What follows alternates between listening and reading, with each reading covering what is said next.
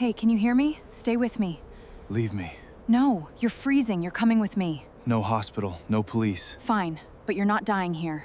The kind of cold that froze the diesel fuel in parked trucks and turned every breath into a small, crystallized prayer. The river had stopped moving 2 days ago, locked under a hard, gray shelf of ice that groaned every time the wind shifted. Mara should have stepped over the body slumped against her building's dumpster.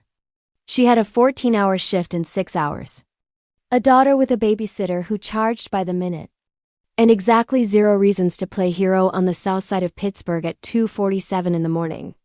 But the body twitched, and that was the mistake. Because when the first weak light finally bled through the blinds, the half-dead stranger on her kitchen floor was gone. In his place was a stack of hundreds thick enough to choke a banker, a blank card with a single phone number, and a blacked-out Cadillac idling across the street in the dead of winter. Whoever had slept on her couch wasn't a victim. He was the reason victims kept showing up in the river. The snow had started at sundown and hadn't stopped. It built up in the cracks of the sidewalk like powdered glass and swallowed the yellow halo of every street lamp 2 blocks out. Mara Donnelly had her hood cinched to her chin and her shoulders hunched as she crossed the Smithfield Street Bridge, her boots crunching over the frozen rime that the salt trucks hadn't reached yet. The river below was black ice, somewhere upstream. A train whistle cut through the wind in long, mournful intervals. She had worked a back-to-back at St. Vincent's. 16 hours of chest pain and stab wounds and the slow, corrosive despair of people who came into the EA just to be touched by someone who wasn't judging them. She was running on vending machine coffee and 4 hours of sleep. Her babysitter Tasha had texted her twice in the last hour asking when she would be home. She had a 6-year-old Isla who cried when Mama worked nights. Mara had told Isla that Mama worked nights so other kids could have their mommies in the morning. It was the kind of line you say to a child so she go back to sleep. And then later you hear yourself repeating it in the break room and you don't know if you believe it anymore. She cut through the alley that ran behind the old textile warehouse. It was the shortcut she'd been taking for 9 years. She'd been jumped there once in 2017. And the scar on her left temple still itched when the temperature dropped. She kept her keys between her knuckles and walked fast. That's when she saw the boot. It was Italian leather, black, scuffed at the toe. But the kind of scuff that comes from being worn hard, not cheaply. It stuck out from behind a rusted blue dumpster that hadn't been emptied since the strike.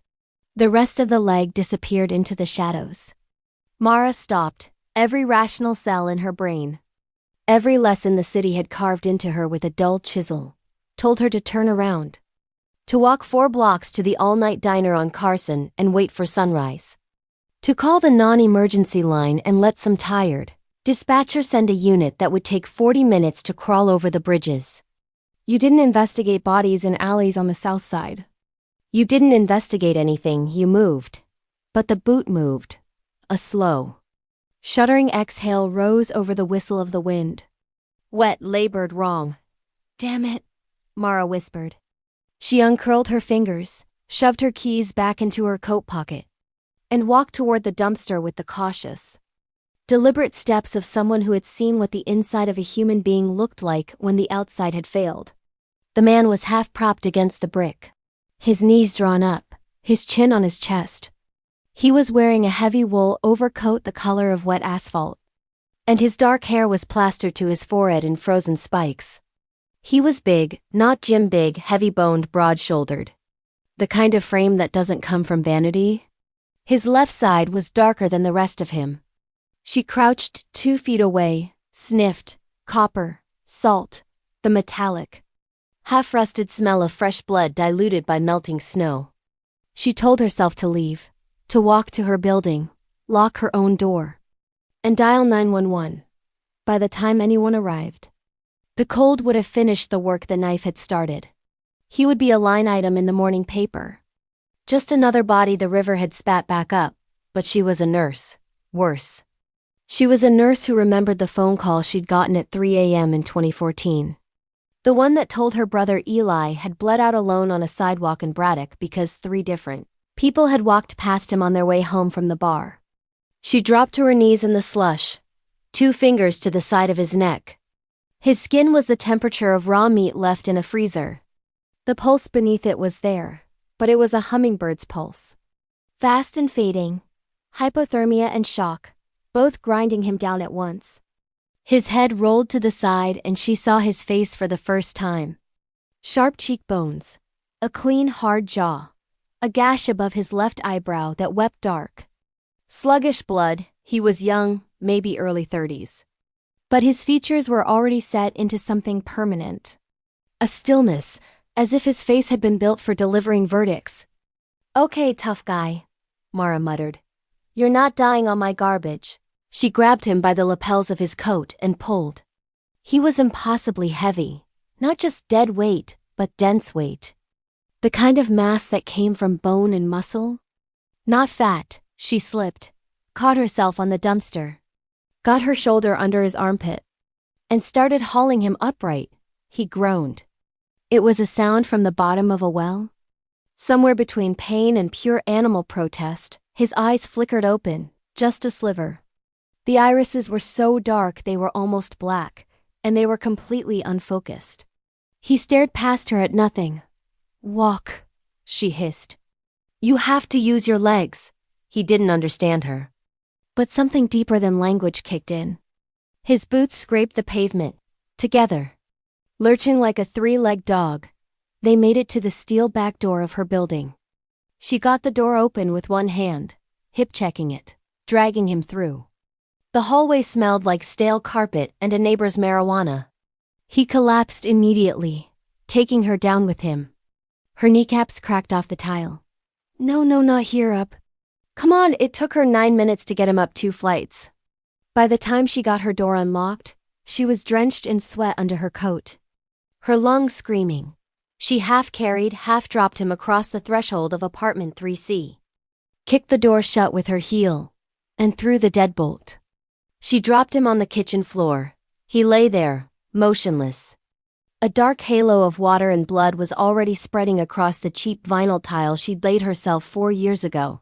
Mara leaned against the inside of her door, chest heaving, and stared at him. "Well," she breathed. "This is going to be a hell of a thing to explain to Tasha." She didn't have time to panic. Panic was a luxury.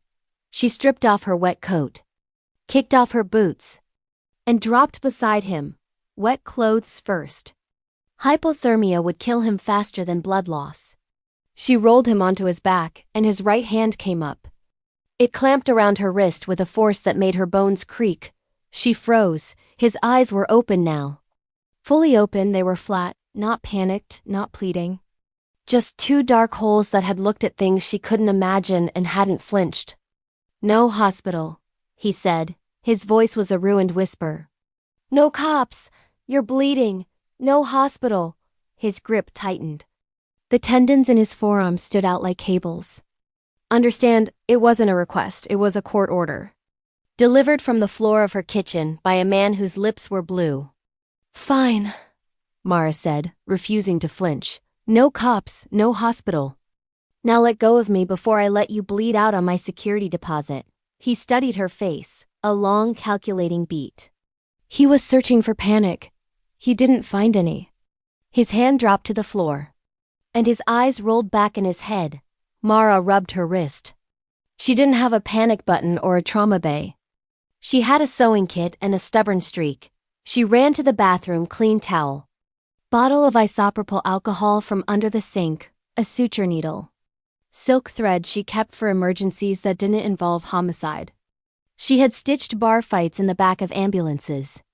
She'd once closed a fishing hook wound in a Wendy's parking lot. She could do this.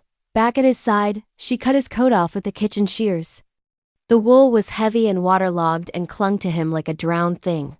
Under it, a ruined dress shirt. Dark with blood, she cut through it. The wound was ugly. A long, jagged slash across his left ribcage. The kind of tear a serrated hunting knife leaves. It had missed anything vital, but it was deep. It wept in slow, steady pulses. His torso was a map of older violence, yellowing bruises, a pale, puckered scar just below his right collarbone. The kind of body that belonged to a man who got paid to take hits or to deliver them. She pressed the towel hard against the wound. His back arched off the floor. A violent, involuntary spasm of pain he didn't wake. She kept the pressure for 5 minutes. Watching the red on the towel slow to a seep, she cleaned the edges with alcohol. His muscles twitched. She threaded the needle. She pinched the skin. She drove the needle through. He woke up on the 3rd stitch. His eyes snapped open. His hand was on her throat before she could blink. Mara didn't move. The needle held in the air. She looked down at him, and the only thing on her face was boredom. "You're awake," she said. He stared at her. His chest heaved.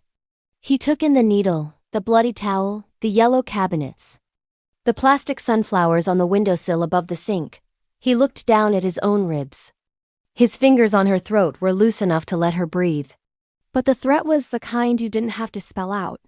"I'm trying to keep your insides from becoming outsides," Mara said calmly. "If you strangle me, I can't finish. And you'll bleed through my floor." He studied her again. That same flat, dissecting stare. His thumb brushed against her pulse, reading her heartbeat like a gauge. Slowly, his hand dropped. "Do you have vodka?" he rasped. "I have a handle of Popov in the freezer." "Get it?" She tied off the stitch, stood up, and retrieved the frosted bottle. She didn't bother with a glass. She handed it to him.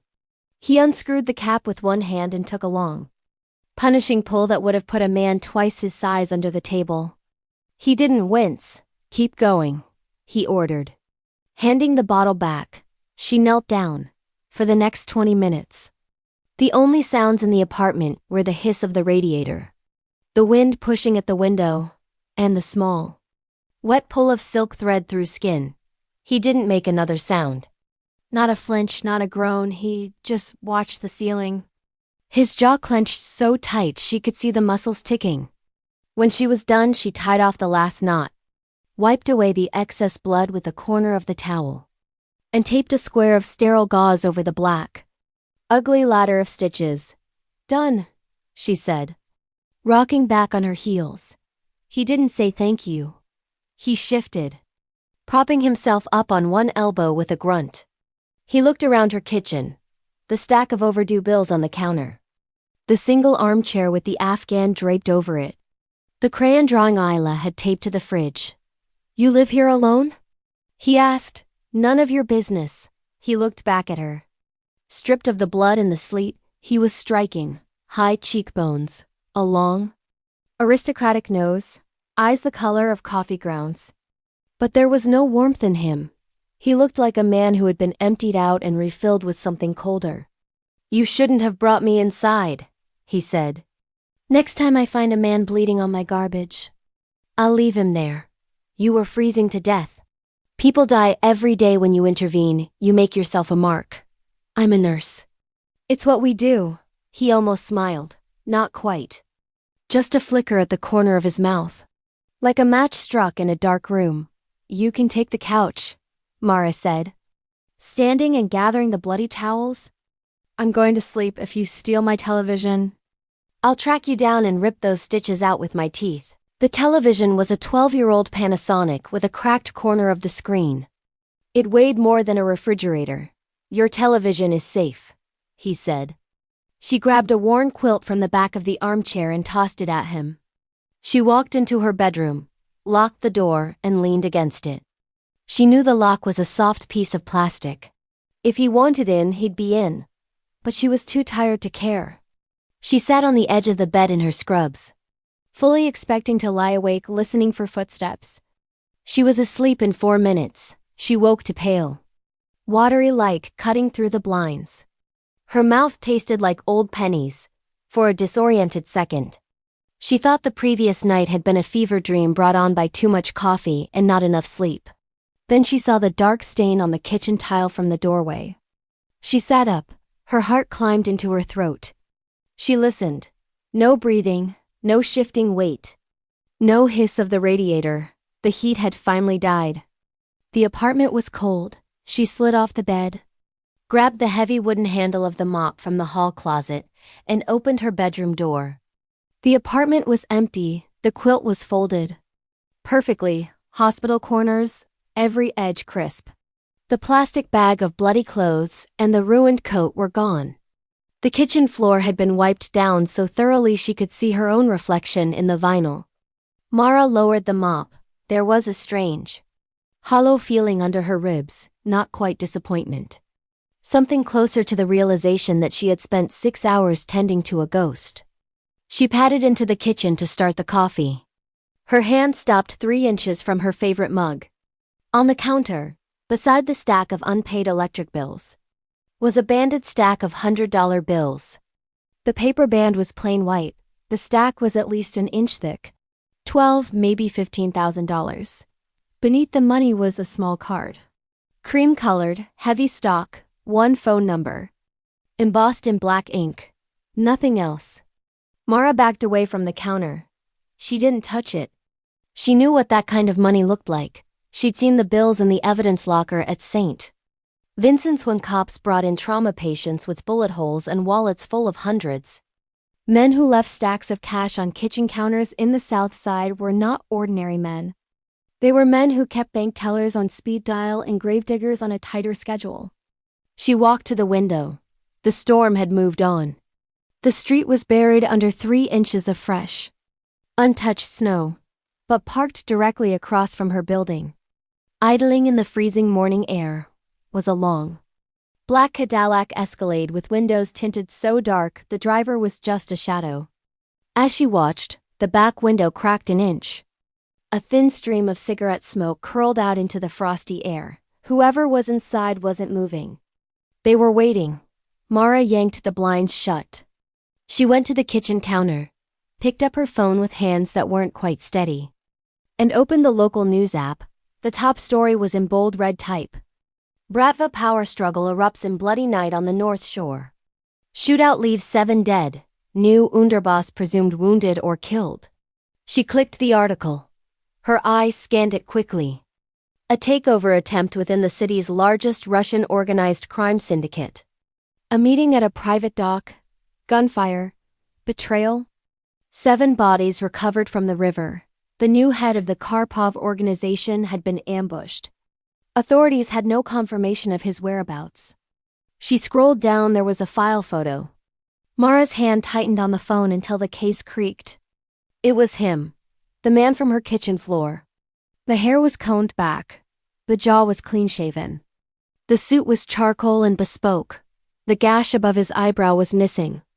But the eyes were exactly the same, flat, dead. The eyes of a man who had stopped counting bodies a long time ago.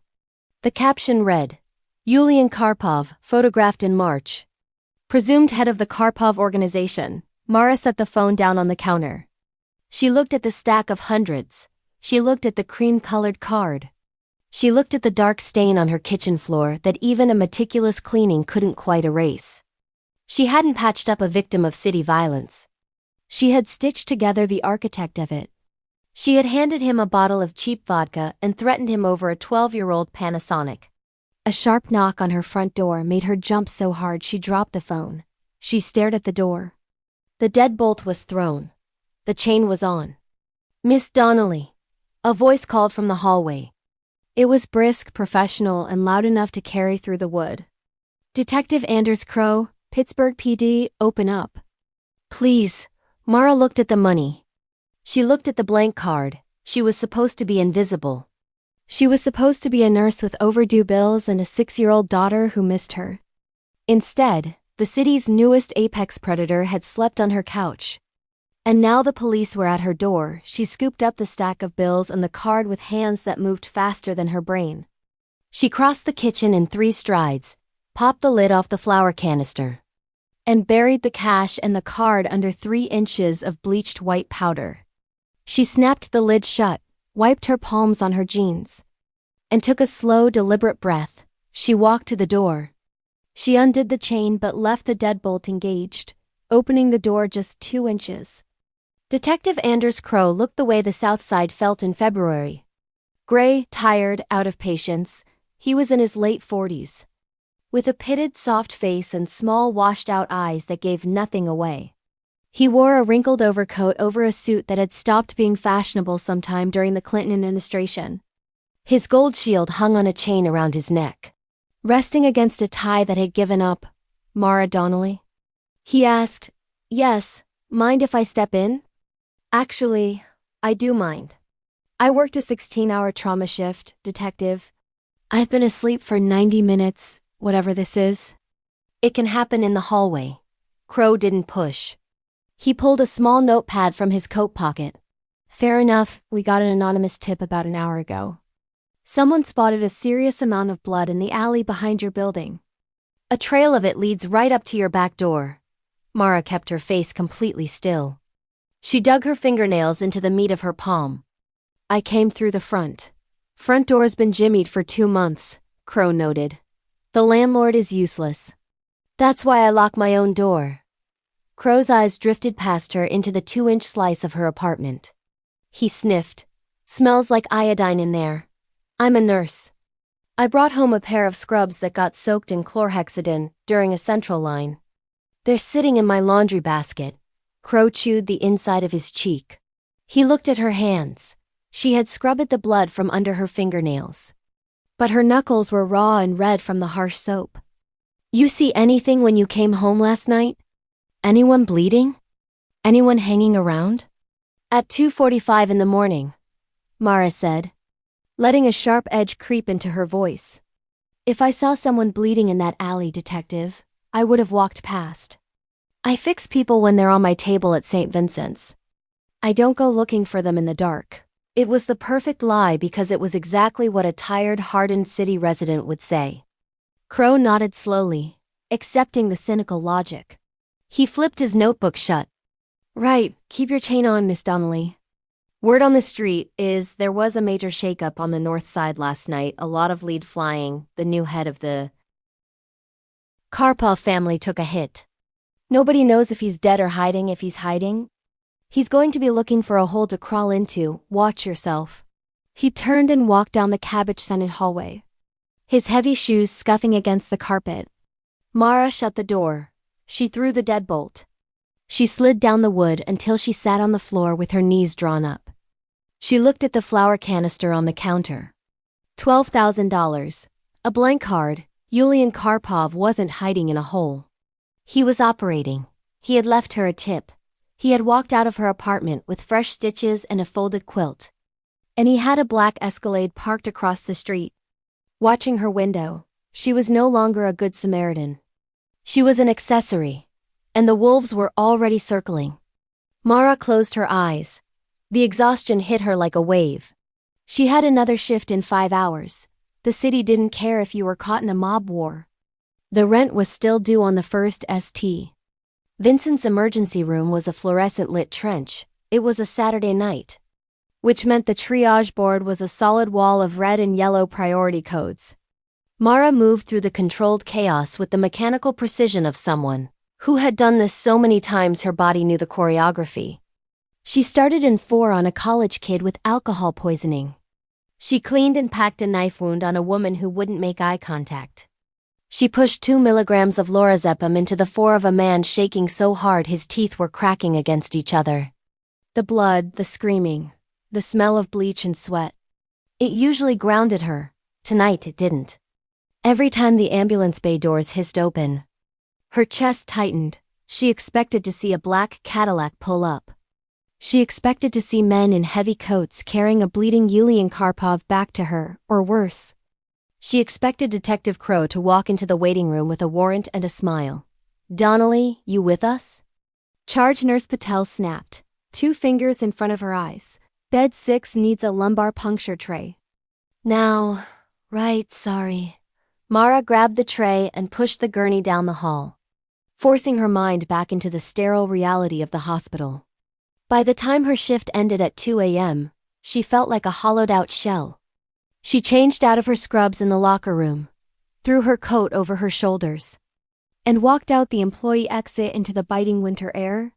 The parking lot was a sprawling expanse of cracked asphalt, half lit by flickering sodium bulbs. She didn't own a car. She took the bus, which meant a 6-block walk to the nearest covered shelter. She pulled her beanie down over her ears and started walking.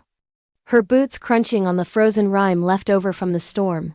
Halfway down the block, a shadow detached itself from the side of a closed pawnshop. Mara froze. Her hand diving into her coat pocket and wrapping around the small canister of pepper spray she always carried. The man stepped under the streetlight. He wasn't Yulian Karpov. He was younger, lean with sharp, intelligent eyes and a high, almost Slavic cheekbone structure. He was wearing a long, dark wool coat and a charcoal scarf, and he held a paper cup in one gloved hand. "Black coffee," the man said. His voice was low and unhurried. "No sugar, double shot." Mara didn't let go of the pepper spray. "Who the hell are you?" "My name is Sasha Mireles, mister. Karpov asked me to make sure you made it to the bus stop without incident. The ice tonight is treacherous." Mara stared at the cup. "I don't want his coffee and I don't need a babysitter." "Tell your boss I want to be left alone." Sasha offered a small, polite smile that didn't reach his eyes. "Mr. Karpov has a great deal of respect for your privacy, Miss Donnelly, but he also has a debt in his world. Debts are anchors. He likes to keep his anchors secure. I didn't ask for a debt." "The cold asked for it," you answered. Sasha took a slow step forward and placed the cup on the metal box of a closed newspaper dispenser between them. He stepped back, hands visible. "You pulled him out of the snow. That makes you valuable to him and visible to everyone who wants to hurt him." Mara felt the cold hit her in a way the temperature hadn't. "Crow," she whispered. Sasha nodded. "He's sniffing around. His precinct is dirty. Specifically, his left knee belongs to the Volkov syndicate. The people who tried to kill Yulian last night, if Crow connects you to Karpov, he won't arrest you. He'll sell your name to them. And they'll come collect." Mara gripped the edge of her coat until her knuckles went white. "So, what am I supposed to do?" "You go to work. You pay your rent. You live your life," Sasha said calmly. "And you keep the card he left you. If Crow pushes, or if anyone you don't recognize comes to your door, you call the number. And if I don't? Then you're playing the odds in a very dangerous game." Sasha pulled his collar up. "Take the coffee." "Mara, it's cold out here." He turned and walked away, disappearing into the dark mouth of the alleyway as quickly as he had appeared. Mara stood alone under the flickering streetlight for a long time. Eventually, she reached out and picked up the paper cup. It was scalding hot. She wrapped her freezing fingers around it and took a small sip. It was exactly how she liked it. The realization that they knew her coffee order was far more terrifying than the men in the SUV. When she finally made it back to her building, Mara paused on the stoop. The heavy front door, the one with the warped frame and the deadbolt that had been broken since October, was shut tight. Mara reached out and pushed the handle. It didn't move. She looked closer at the wood. A brand new, brushed steel deadbolt had been installed into the frame. The metal was unmarred, gleaming faintly in the dim hall light. Taped to the glass pane of the door was a small manila envelope. 3C was written on the front in sharp, elegant black ink. Mara pulled the envelope down and ripped it open. Inside was a single, freshly cut steel key. She stared at the shiny metal in her palm. Her landlord hadn't fixed the door at 3A. On a Sunday, Yulian Karpov had fixed it. He was locking the rest of the world out, or he was locking her in. She slipped the key into the new deadbolt. It turned with a heavy, satisfying click. She walked inside, listening to the solid thud of the door closing behind her. Sealing her inside the fortress a Mafia boss was quietly building around her. For 3 days, Mara lived in a state of suspended animation. She went to work. She rode the bus. She unlocked the heavy, gleaming deadbolt on her apartment door and stared at the flour canister on her counter. She didn't touch the money. Touching it made it real. Touching it meant accepting that the blood she had scrubbed off her vinyl belonged to a man who could make entire city blocks disappear with a phone call. She tried to tell herself Sasha had been wrong. The Escalade was gone. The street outside her window was just an empty, snow-packed road again. Maybe Karpov had recovered enough to crawl back to whatever glass tower he ruled from. And this was over. Then came Thursday. St. Vincent's was unusually quiet. The lull before the midnight rush of bar fights and overdoses. Mara was in the back hallway doing inventory in supply room B. It was a windowless concrete box filled with wire racks of saline bags, sterile dressings, and intubation kits. It smelled fiercely of bleach and cardboard. She was counting boxes of nitrile gloves when she heard the heavy squeak of rubber soles on the vinyl behind her. Mara turned, expecting to see Nurse Patel holding a clipboard. Instead, a man stood blocking the narrow doorway. He wasn't wearing scrubs. He wore a cheap, oversized leather jacket that creaked when he shifted his weight, and a thick gold chain rested against the collar of his black shirt. He was chewing gum with an open, slack jaw, and his smile was missing a front tooth. "You, Mara?" he asked. His voice was a nasal whine, but there was nothing weak about how he occupied the space. He stepped into the supply closet and let the heavy fire door swing shut behind him. It latched with a definitive metallic click. Mara's stomach dropped, her pulse spiked, hammering a frantic rhythm in her throat. "Patients aren't allowed back here," she said. "The waiting room is down the hall." The man smiled wider. "I ain't a patient. Sweetheart, name's Pavel. A mutual friend pointed me your way. Detective Crow. He said you had a busy weekend. Said you came home real late Friday night, right around the time a certain individual went missing in your neighborhood." Mara gripped the edge of the wire shelf behind her. The metal dug into her palms. "I don't know what you're talking about. I came home, went to sleep, came back to work. If you don't leave this room right now, I'm hitting the code blue button on the wall." She didn't have a code blue button. Street Vincent's was chronically underfunded. But Pavel didn't know that. He took another step forward. The smell of stale cigarettes and cheap cologne rolled off him. "Here's the thing. Mara, my employers are missing a man who took a very bad slice to the ribs.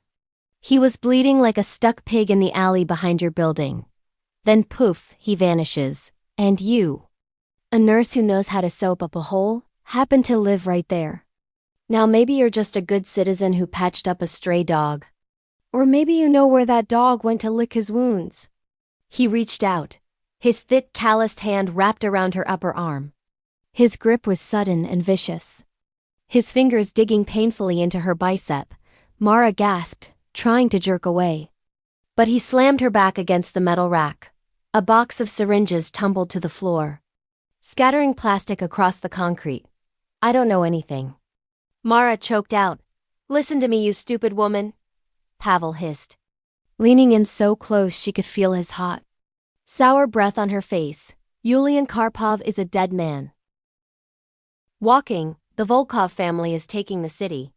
If you're hiding him, or if you know who came to get him, you tell me right now. Because if I have to come to your apartment to ask you again, I won't be asking nicely." He squeezed harder. Mara felt a sickening pop of pressure in her shoulder joint. Tears of pure pain pricked her eyes. Her right hand blindly felt along the shelf behind her. Her fingers brushed against a heavy, solid plastic object. The sharps container. Without thinking, Mara grabbed the thick red plastic box and swung it as hard as she could. The hard edge caught Pavel square in the temple. He grunted, stunned, his grip loosening just enough. Mara shoved him backward. Pavel stumbled, his heel catching on the scattered syringes.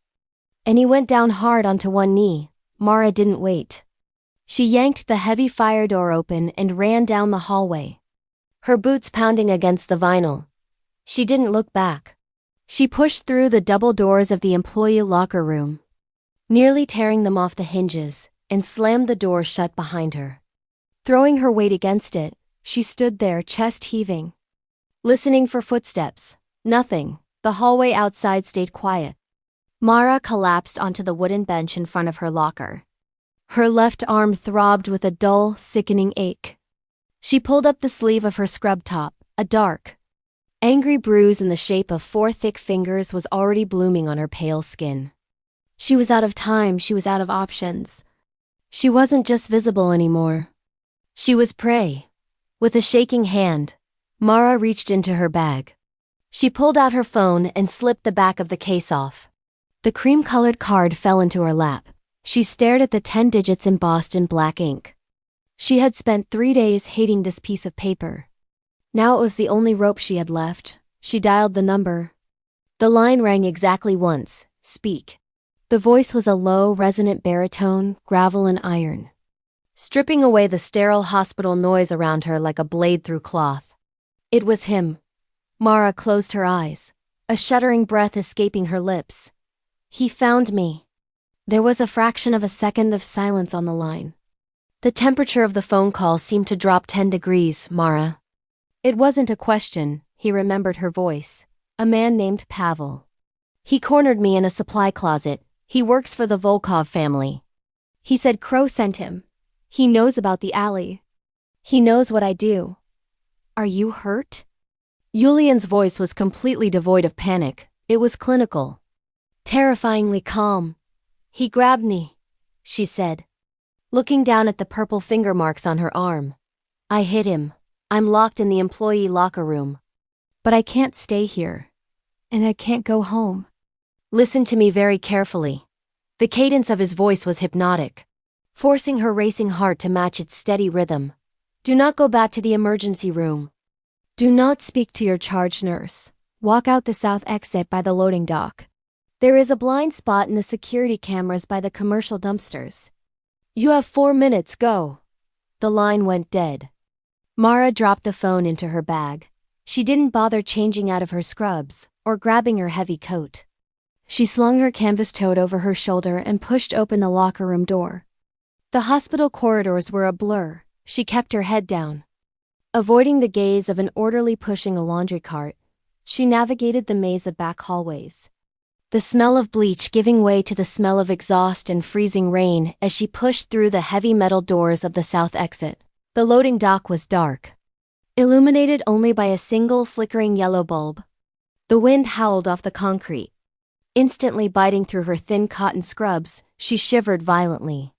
Her teeth chattering as she stepped down the metal stairs and hurried toward the massive green commercial dumpsters. She stood in the shadows, hugging herself, her eyes darting across the empty, snow-dusted alley. 3 minutes, 4 minutes, 5 minutes, nothing. Panic began to claw at her throat again. What if he wasn't coming? What if Pavel had followed her? She backed further into the shadows, her hand gripping the pepper spray in her bag. Tires hissed against the wet pavement. A sleek black Cadillac Escalade, the same one that had parked outside her apartment, turned into the alley. It didn't have its headlights on. It rolled forward like a shark cutting through dark water and stopped abruptly inches from the dumpsters. The rear passenger door swung open. Get in. A voice commanded from the dark interior. Mara didn't hesitate. She threw herself into the vehicle. The door pulled shut behind her with a heavy, pressurized thud, sealing her inside. The contrast was jarring. The interior of the Escalade was incredibly warm, smelling of rich leather and the faint, clean scent of bergamot. The windows were tinted so darkly that the outside world was reduced to a murky, shifting blur. Mara sat on the edge of the seat, her chest heaving, her hands gripping her knees. Drive, the voice said. The Escalade smoothly accelerated, pulling out of the alley and merging into the sparse midnight traffic. Mara finally turned her head. Yulian Karpov sat in the seat next to her. He looked vastly different from the half-dead stranger she had dragged across her threshold. He was wearing a dark tailored suit that hid the bandages she knew were wrapped around his ribs. His dark hair was meticulously combed back. His jaw was clean-shaven. The jagged cut above his eyebrow was covered by a neat, sterile strip. He didn't look like a man who had nearly died 4 days ago. He looked like power. Absolute, unapologetic, immovable power. But his eyes were exactly the same. Dark, flat, intensely calculating. He was looking at her. His gaze dropped briefly to her bare, shivering arms, then rested on the dark, swelling bruise Pavel had left on her bicep, a muscle in Yulian's jaw feathered. It was the only crack in his otherwise impenetrable facade. I told you, Mara said, her voice shaking with a mixture of leftover adrenaline and sudden, overwhelming anger. I told Sasha I didn't want to be involved. I told you to leave me alone. You did, Yulian agreed smoothly. He reached out and pressed a button on the door console. The heat in the back of the Escalade dialed up, washing over Mara's freezing skin, but Detective Crow forced the issue. He sold your name to the Volkovs to clear his own gambling debts. So what happens now? Mara demanded, turning fully toward him. Do I get an apology? Do I get a plane ticket out of the city? You left $12,000 in my flour canister. Yulian, I don't want your money, I want my life back. Yulian watched her outburst without flinching. He let her anger wash over him completely unfazed. Your life, as you knew it, ended the moment you decided to play doctor in that alley. Mara. He leaned forward slightly. The proximity made Mara hyper-aware of the sheer size of him. The coiled tension radiating from his frame. Pavel, knowing your name means the entire Volkov syndicate knows your name. You can't go back to your apartment. You can't go back to St. Vincent's. You have no right to dictate my life. I'm the only reason you still have one. He countered, his voice dropping to a dangerous, quiet rumble. Pavel wasn't there to ask you questions. He was there to break your fingers until you gave up my location. And then he was going to put a bullet in your head and leave you in that closet. Mara stared at him, the fight draining out of her, replaced by a cold, hollow dread. She knew he was telling the truth. She had seen the empty, mechanical look in Pavel's eyes. Where are we going? She asked quietly, her voice finally breaking. Yulian reached across the wide leather seat for a moment. Mara thought he was going to touch her. Instead, he picked up a heavy cashmere throw folded on the middle console and dropped it over her shivering shoulders. We are going home, Mara, and until I burn the Volkov family to the ground. You belong to me. The private elevator rose in absolute silence. No grinding gears, no swaying cables. Just a soft digital readout ticking off floors until it stopped at 38, the chrome doors slid apart, revealing a space that made Mara's chest ache with its sheer cavernous emptiness. The penthouse was a fortress of glass, steel, and dark slate. Floor-to-ceiling windows offered a panoramic view of the Pittsburgh skyline, the city lights glittering like crushed glass against the black expanse of the rivers. It was breathtaking. It was also terrifying. You couldn't hide in a room made of glass. Yulian stepped out of the elevator first, his movements stiff. The adrenaline of the extraction was wearing off. Sasha will bring your things tomorrow, he said, walking toward a massive matte black kitchen island. Whatever you need from your apartment, clothes, documents. I don't need anything from my apartment, Mara said, stepping cautiously onto the polished hardwood. She pulled the cashmere blanket tighter around her scrubs. Because I'm not staying here. Yulian stopped. He rested one hand on the edge of the granite counter. His shoulders hitched. A microscopic flinch. He closed his eyes for a fraction of a second. You are staying. You decreed it in the car. I didn't agree to it.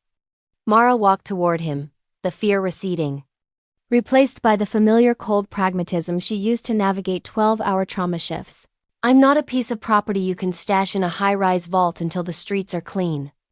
Yulian turned to face her. The harsh overhead recessed lighting caught the sharp angles of his face.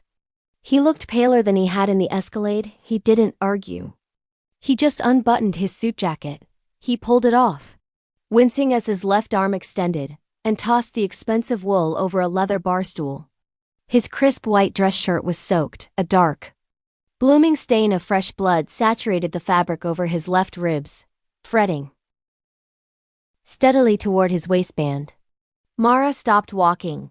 The anger evaporated, instantly overridden by occupational instinct. You tore the stitches, she said flatly. I had a busy afternoon, Yulian replied. His voice strained. He gripped the edge of the counter tighter, his knuckles turning white. There was a disagreement regarding shipping contracts at the port. It required a physical presence. You're an idiot. Mara dropped her canvas tote on the floor. Where is your first aid kit? Tell me it's better than the rubbing alcohol and fishing line you forced me to use 4 days ago. Master bathroom down the hall. Second door on the right. Mara didn't hesitate. She walked past him, navigating the stark, shadowy hallway.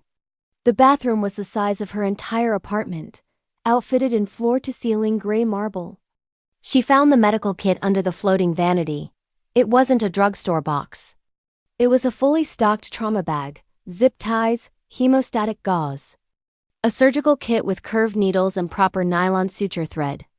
Whoever Yulian employed planned for bullets, not paper cuts. She grabbed the bag, 2 clean towels, and marched back to the kitchen.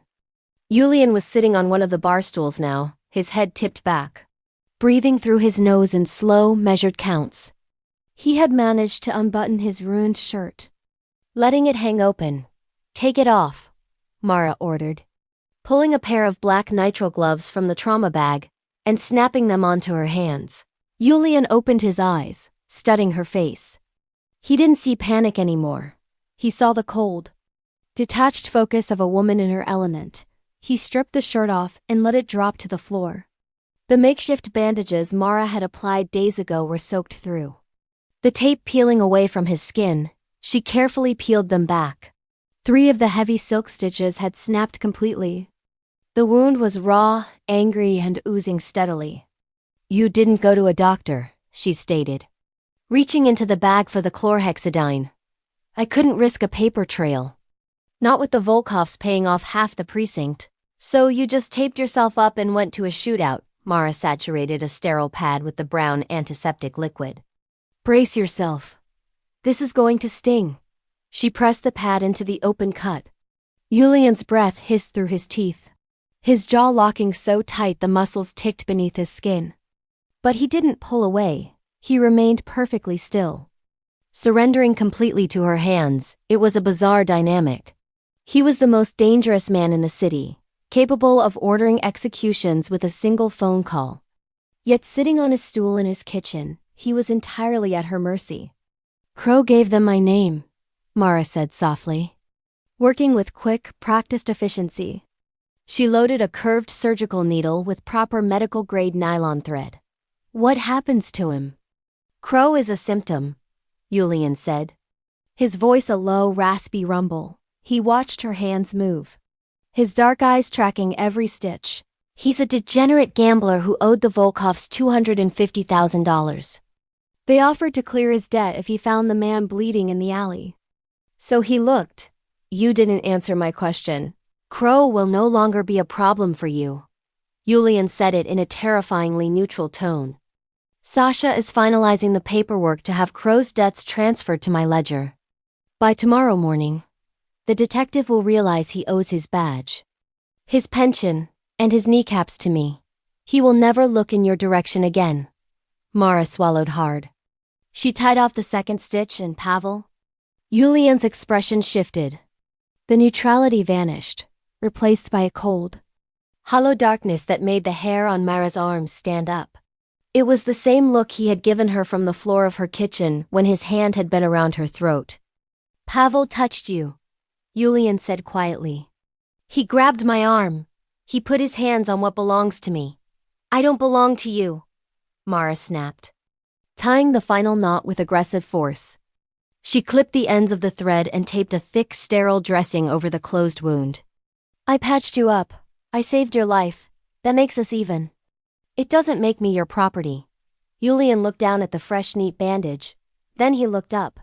Meeting her gaze, he didn't move away. He leaned in slightly, closing the distance between them until she could feel the heat radiating from his chest. "You don't survive my world by being even." "Mara," he said softly, his voice vibrating in the quiet room. "You survive by holding the high ground. The Volkovs know you exist. They know you dragged me out of the snow. If I let you walk out that door tonight, they will use you to get to me. They will break you just to see if I bleed."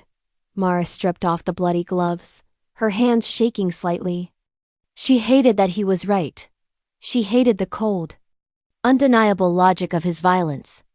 "So I stay in the glass box," she whispered, looking out at the city lights. "You stay where I can see you," Yulian corrected. "Till I burn their house down." 3 days passed in a blur of gray skies and deafening silence. Mara didn't go to work.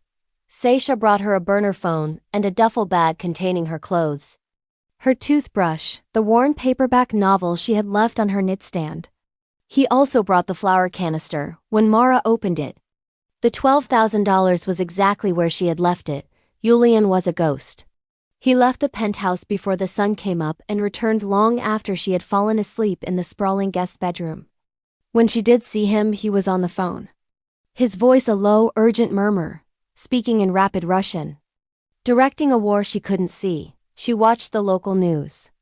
The anchors reported a sudden violent spike in organized crime. A warehouse fire on the south side, a shooting outside a popular steakhouse in the Strip District, an explosion at a shipping yard on the Monongahela. The media called it a turf war. Mara knew it was a demolition. On the fourth night, the storm broke. Mara was sitting in the dark living room, watching the sleet hammer against the reinforced glass. The city below was a smeared, glowing grid. The elevator chimed. Mara stood up as the doors opened. Julian stepped into the penthouse. He didn't look like a man who had won a war. He looked like a man who had barely survived it.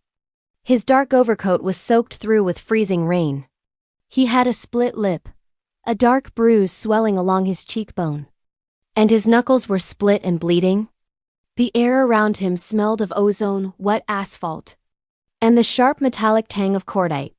He stopped in the center of the room, looking at her standing by the window. For a long moment, neither of them spoke. The only sound was the wind howling against the glass. "It's done," Julian said. His voice was gravelly, exhausted. Mara crossed her arms over her chest, keeping her distance. "All of it," Julian stated. He pulled off his heavy coat and dropped it on a chair. He walked to the liquor cabinet, poured 2 fingers of amber liquid into a glass, and drank it straight. Volkov organization no longer has a foothold in Pittsburgh. Their leadership is gone. Their territory is absorbed. The street is quiet. "And Pavel?" Mara asked, her voice tight.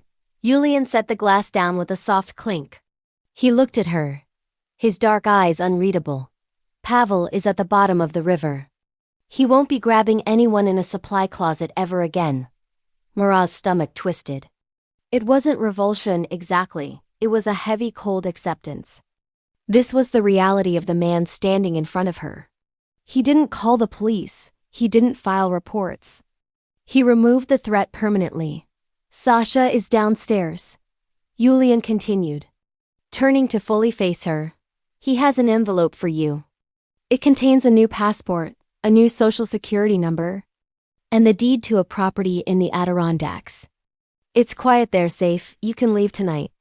You will never have to look over your shoulder again." Mara stared at him. She thought about her tiny apartment on the south side. The warped front door, the radiator that had finally given up. The endless exhausting double shifts at St. Vincent's patching up the collateral damage of a city that didn't care about its people. She looked at the man who had ordered executions to keep her breathing. "And if I stay?" she asked. Julian went completely still. The silence in the room thickened, becoming heavy and suffocating. "If you stay," Julian said slowly, stepping away from the bar and walking toward her, "you don't get to pretend you don't know what I am. You don't get to look away from the blood." He stopped just a foot away from her. The smell of freezing rain and gunpowder was intoxicating. "I didn't look away when you were bleeding in my garbage," Mara said, her voice steady, refusing to break eye contact. "I stitched you up. That was a dying stranger," Julian murmured. Lifting his hand, he hesitated for a second before his bruised, raw knuckles gently brushed against her jawline. The touch was impossibly light for a man capable of such violence. "This is different, Mara. I am not a good man. I am a man who owns the dark. If you stay, you stand in that dark with me." Mara closed her eyes for a brief second, leaning into the warmth of his palm. She wasn't a naive girl looking for a fairy tale. She was a cynical, exhausted woman who had finally found something solid enough to hold on to in a freezing, fractured world. She opened her eyes and looked up at him. "The dark doesn't scare me, Julian. I work the night shift." A slow, rough exhalation escaped Julian's lips, a sound of profound, anchoring relief. His hand slid to the back of her neck, his fingers tangling in her hair. He didn't kiss her, not yet, he just pulled her forward, resting his forehead against hers. Breathing her in like oxygen, the shivering stranger was dead. The Mafia boss remained, and Mara, surrounded by the cold glass and the glittering city, finally felt like she was exactly where she was.